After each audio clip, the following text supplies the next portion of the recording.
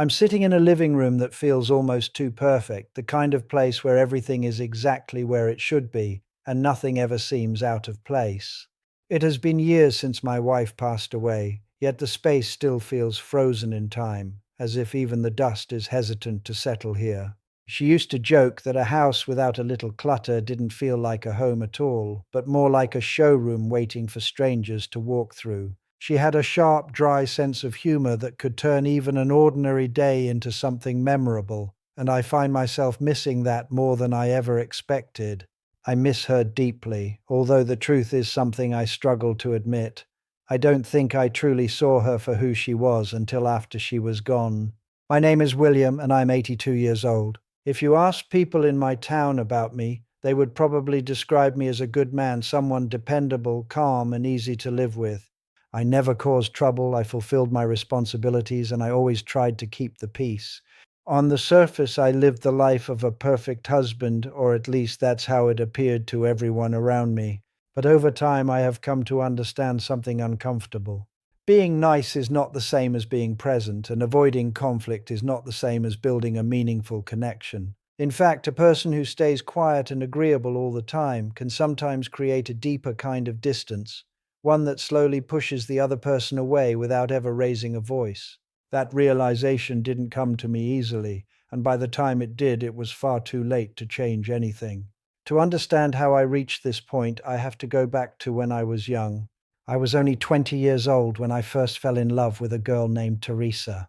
It wasn't the kind of romance you see in movies, full of dramatic gestures and unforgettable moments. Instead, it was quiet and simple, built on small conversations and shared afternoons that felt meaningful in a way I couldn't fully explain at the time.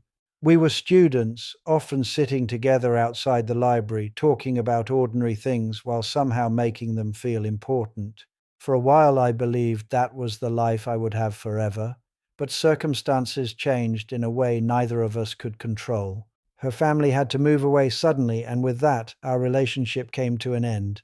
There was no dramatic farewell or emotional promise to stay together no matter what happened.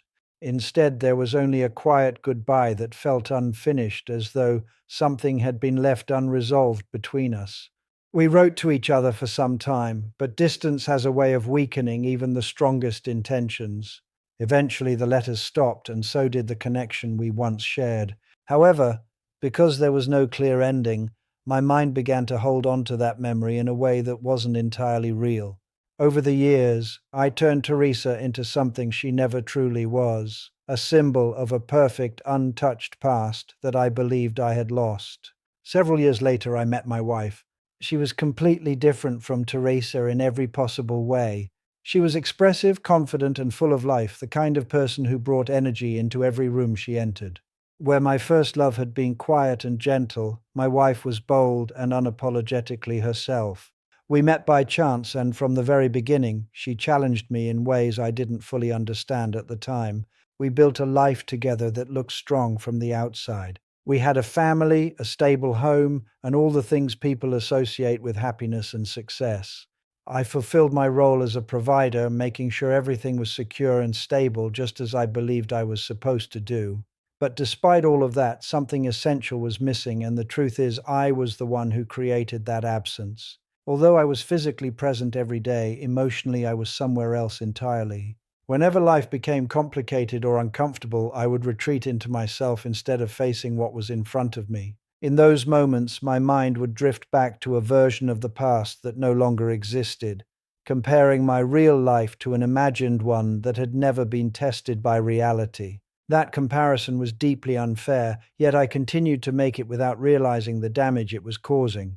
Memories are easy to idealize because they don't carry the weight of real life.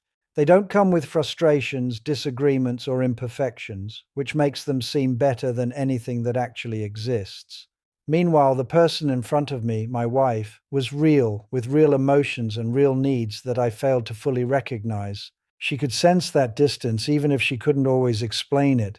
There were moments when she reached out, not just for reassurance, but for genuine attention, and I responded with politeness instead of presence. I told myself that I was being calm and reasonable, but in reality, I was avoiding the kind of emotional engagement that builds true connection.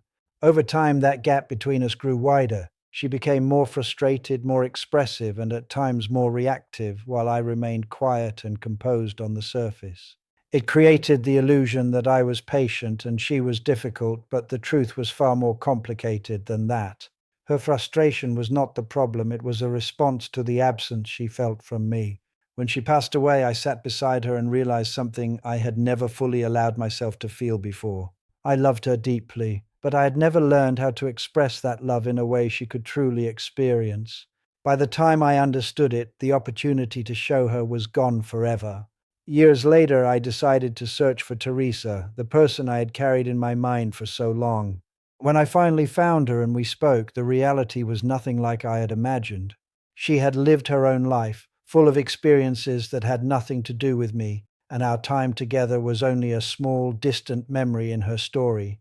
In that moment, the illusion I had held on to for decades completely disappeared. I realized that I had sacrificed something real and meaningful for the sake of something that never truly existed in the way I believed it did. The person I had built up in my mind was not lost to me. I'd simply created a version of her that was never real. That realization is what stays with me now. If there is anything to learn from my life, it is this: being present matters more than being perfect. The people in your life don't need you to be flawless or endlessly agreeable. They need you to be there fully and honestly, even when it is uncomfortable. Because one day, the chance to show that will be gone, and all that will remain are the moments you either embraced or quietly let pass you by.